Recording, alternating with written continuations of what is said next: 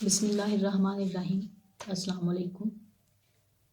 ادبی مرکز واشنگٹن اور اردو رائٹر سوسائٹی شمالی امریکہ کے اشتراک سے پہلی عالمی اردو کانفرنس کی کامیابی کے بعد ان دونوں تنظیموں کا اردو زبان و ادب کے تحفظ اور فروغ کے لیے یہ حسن قدم ہے۔ اس کامیاب کاوش کے لیے محترم عرفان مرتضیٰ اور محترمہ مونا شہاب یقیناً مبارکباد کے مستحق ہیں۔ اس دعا کے ساتھ میں اپنا مقالہ پیش کروں گی کہ دیار غیر میں اپنی زبان اور تہذیب و ثقافت کو زندہ رکھنے کی کاوشیں کرنے والے یہ مخلص لوگ سلامت اور کامیاب رہیں۔ میرے مقالے کا موضوع ہے امیر خسرو مشترکہ تہذیب کا امین۔ اس حقیقت سے انکار ممکن نہیں کہ برصغیر کا خطہ مختلف تہذیبوں کا سنگم رہا ہے۔ بیرونی اقوام نے اس خطے میں آنا اور اس کو اپنا مسکن بنانا شروع کیا۔ ان اقوام نے مقامی آبادی کے ساتھ مل کر ایک نئی تہذیب کی تشکیل کی۔ مسلمان اس خطے میں آئے تو اپنے کلچر کے ساتھ ساتھ ادبا، علماء، ادبا اور شعراء کو بھی ساتھ لے آئے، اور یوں یہاں یقیناً لسانی تبدیلیوں کا بھی آغاز ہوا۔ فنون لطیفہ میں بھی اپنے عہد کی قدروں کی جھلک دکھائی دینے لگی۔ یہ بھی حقیقت ہے کہ بہترین ادب وہی ہوتا ہے جس میں اپنے عہد کے قدروں کی جھلک دکھائی دے اور جو ادب روایات کا پاسدار ہو۔ اردو ادب میں ایسے بے شمار نام ملیں گے جنہوں نے ایسا ادب تخلیق کیا۔ انہی نامور شخصیات میں ایک اہم نام امیر خسرو کا ہے۔ امیر خسرو کی شخصیت ہندوستانی اور اجمی قدروں کی آمیزش کے جلووں کو پیش کرتی ہے۔ آپ کے والد ترک سردار تھے اور منگولوں کے حملے کے وقت ہندوستان تشریف لے آئے۔ امیر خسرو کو عربی، ترک، ہندی، فارسی اور اردو زبان پر عبور حاصل تھا۔ اردو شاعری و موسیقی کی کلاسیکی روایت کا رس آپ کے لہجے میں بولتا ہے۔ امیر خسرو کی تخلیقات میں ان کے عہد کی قدروں کی جھلک دکھائی دیتی ہے۔ ان کی تخلیقات شعری و نثری اور موسیقی تحز ہندی اور اجمی قدروں کی آمیزش ان میں موجود ہے۔ امیر خسرو کی زبان فارسی تھی اور اہل ایران آج بھی انہیں فارسی کا بڑا شاعر مانتے ہیں۔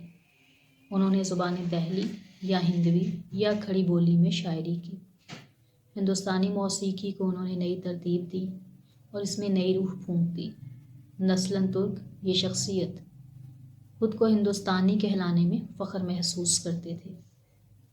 میر خسرو کی فکر نے دو تہذیبوں سے جنم لیا تھا اور ان دونوں تہذیبوں کی جھلک ان کی فکر، ان کی تخلیقات میں دکھائی دیتی ہے۔ یوں امیر خسرو کی فکر اور ان کی تخلیقات مشترکہ تہذیب کی نمائندہ بن گئی۔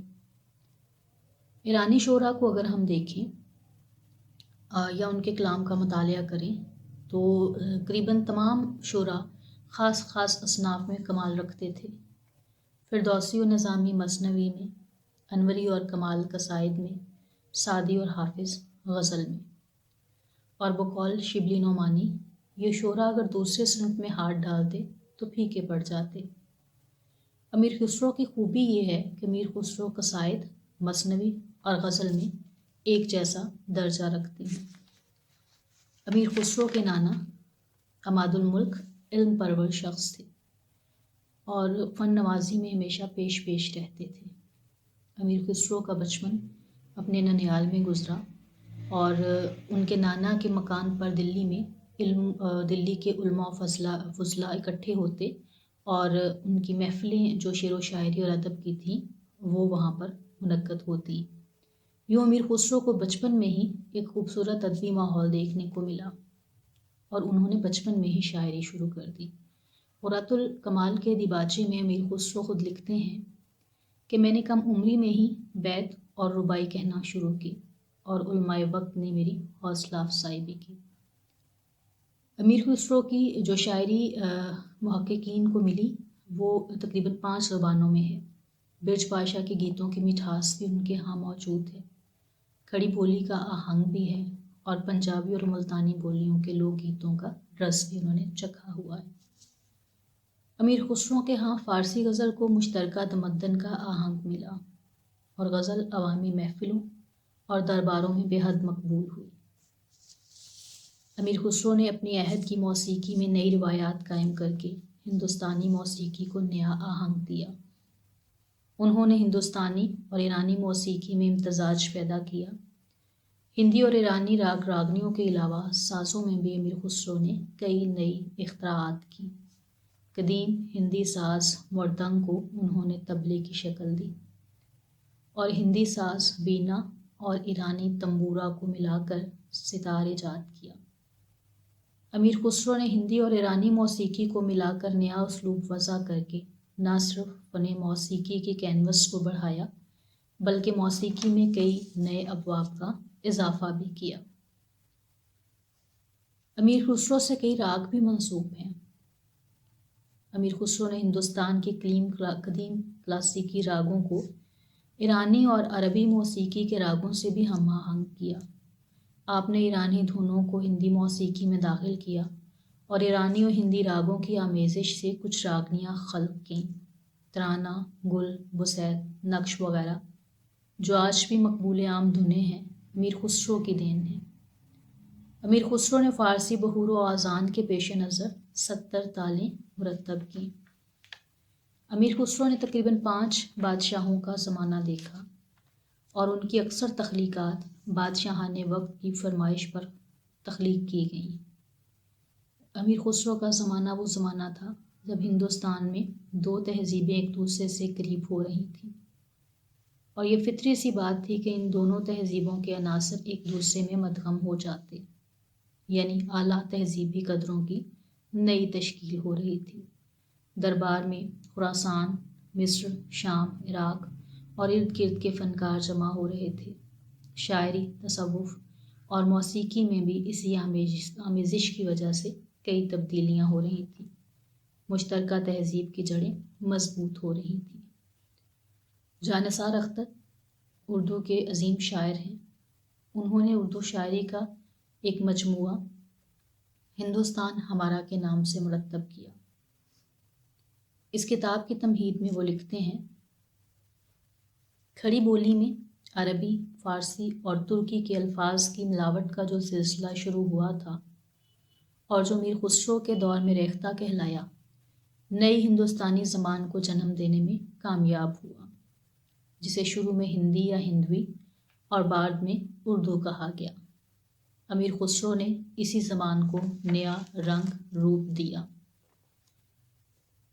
ایک طرف امیر خسرو نے اپنی شاعری میں فارسی الفاظ کا استعمال کرتے ہوئے لکھا، ذی حال مسکین کنت غافل ورائے نینا بنائے بتیاں، سخی پیا کو جو میں نہ دیکھوں تو کیسے کاٹوں اندھیری رتیاں۔